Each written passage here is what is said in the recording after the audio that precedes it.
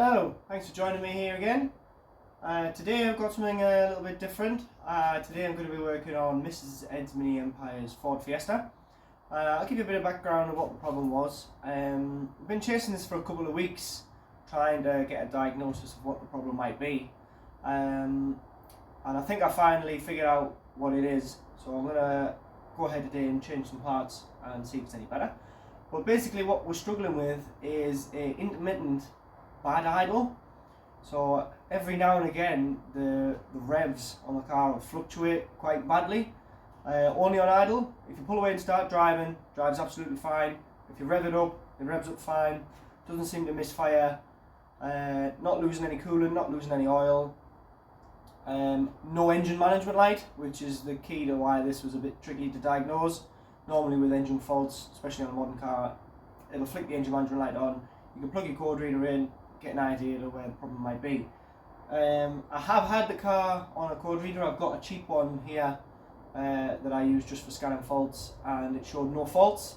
I thought maybe that it might be the scanner itself limiting what I can see, so I managed to get the car on a Snap-on Diagnostics computer, which can see far much more data than my little cheap scanner can. And unfortunately it also said there was no faults. I was able to access some live data, so I could see engine speed, throttle position, things like that, misfire count, and it all seemed normal. There was no count of the vehicle ever misfiring, there was no codes stored in the memory. All seemed fine, which is annoying because there's clearly something wrong because it doesn't idle very well. So we've let it develop a little bit, and it's got a little bit worse. Not undrivable, but now every now and again when it does start to fluctuate, the engine actually cuts out. If you start to back up and give it a bit of a rev, it seems to sort its life out. But we can't have it unreliable, so we're gonna do something about it today. I've done some Googling and I couldn't find a lot of information out there about this fault. The car's a 2010 1.4 Petrol. I couldn't find much information on a bad idle on a 1.4, but when you broadened the search a little bit, found that the 1.6 suffers with this problem quite a lot, and the 1.4, the 1.6 and also the 1.2 are all basically the same engine, capacity changed, but the architecture and the parts, ancillary parts, are basically the same.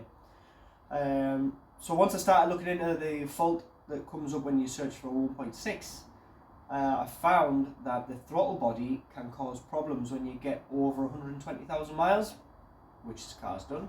It's on about 138, I think.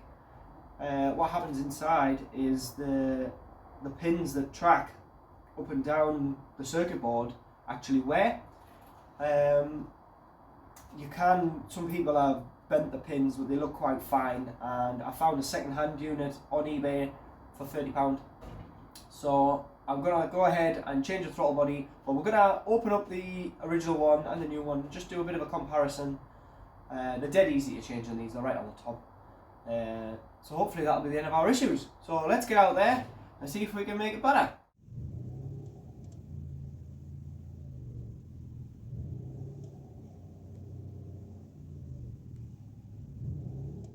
Okay then, here we are.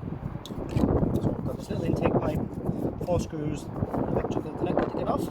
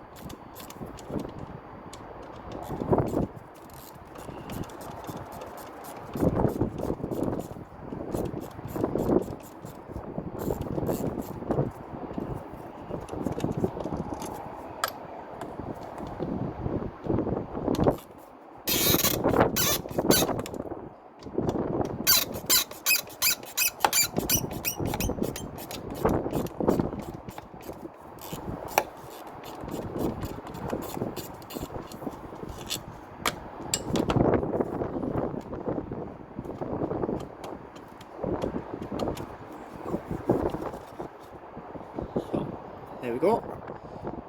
On throttle body. Let's go back in the workshop where it's a little bit less windy, and I'm going to pop that cover off, have a look inside. Here we are. So this plastic cover that hides all the electronics is just held on with 4 little clips, so I'm going to go ahead and pop them off, see if we can see any signs of wear inside. I already have a replacement, but I would like to see, oh, there's actually 6 little clips, look. I'd like to see what's going on inside there.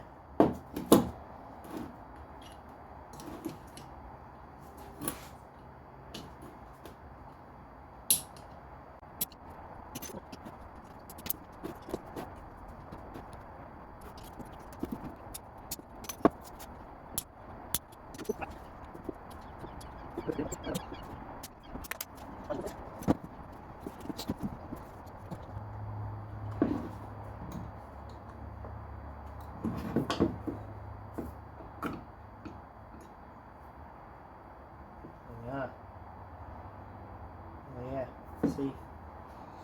So you see now, with this apart, this is the motor section, this is the electronic circuit board section. You can see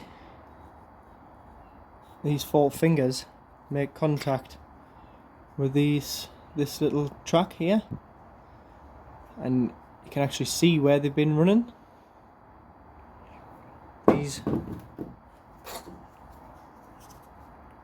These darker sections here, that's actually where in the circuit board where they've been running. Now you can actually see, it's a bit difficult, this very end pin is much more worn than the other 3. It's got like a little raised bit on the end, and I can see that this one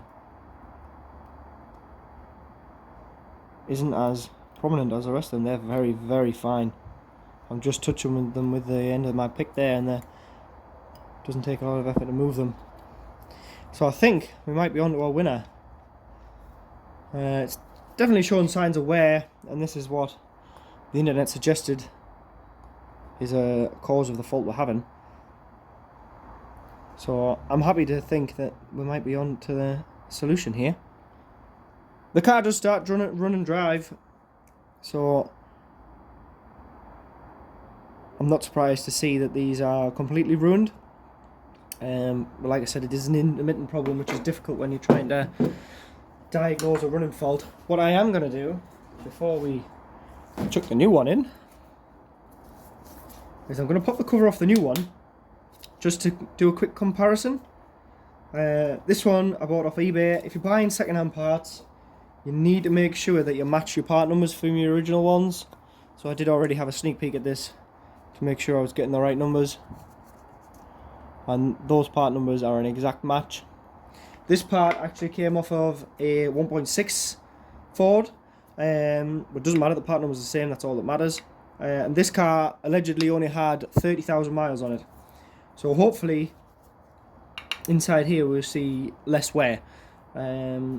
You've got to take what you're told by online sellers with a pinch of salt. We can only work with the information I've got. It was from quite a reputable seller from what I could see online, so I'm quite confident that they were honest. So let's just pop this over.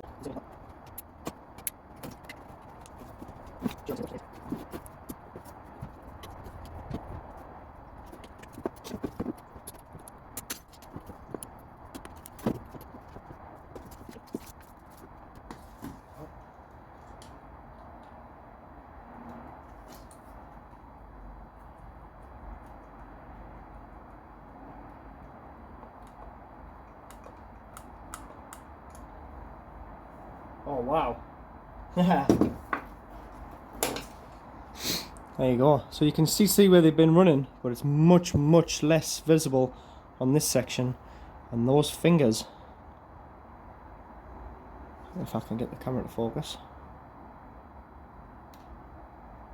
are much nicer condition. You can see, I'm not going to touch them because I don't want to put any dirt in there. They're much more prominent with a little piece at the end that bends up. It's much more prominent compared to the original one. And I'll just compare, yeah.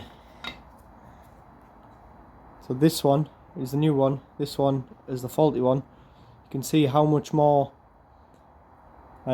engraved this one is on them tracks compared to the replacement. So I'm happy that this is going to be the cause of our problems. I'm going to chuck this back together and we'll get it fitted back on the car, make sure it still runs.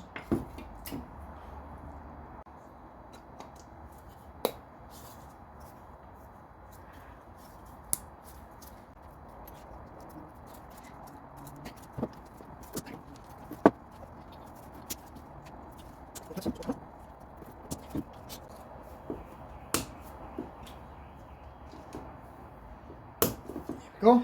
Right, that's back together. I will cut the little tag off from the seller so I can fit it. We'll get this put on, make sure our issue's gone away.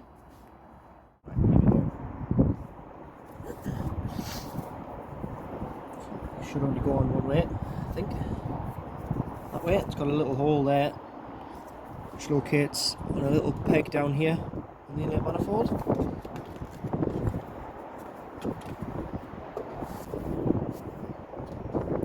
Four T30 Torx screws.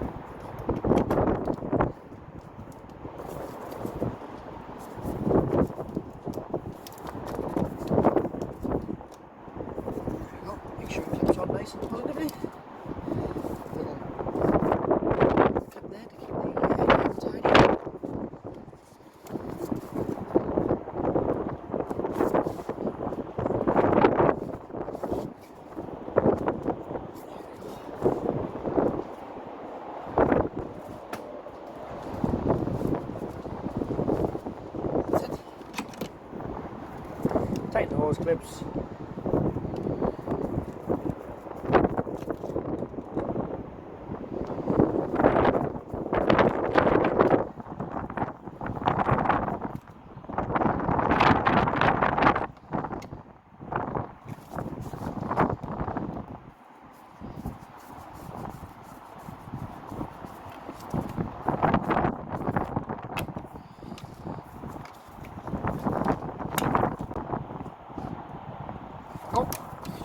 Okie dokie then.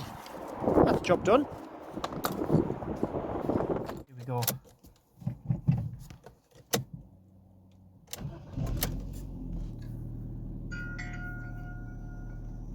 Well, starts and runs nice. Revs are not fluctuating like they were before. A little bit high there, but that's just because it's on cold start. Give it a little rev. Make sure it's behaving. Well, it seems okay. We'll call that a win. I suppose only time will tell to see if that problem's actually gone, as it was intermittent anyway. So we'll see over the next week or so if that wobbly idle comes back. But for now, I think that problem's solved. If you like the video, please do give me a like, share, subscribe, and join me next time for some more car related content. Please do check out some of the other videos. I've got a few playlists on the channel now with bits and bobs in them, restoration work, what have you. So go and check out some other videos if you've enjoyed this one, and I'll catch you next time.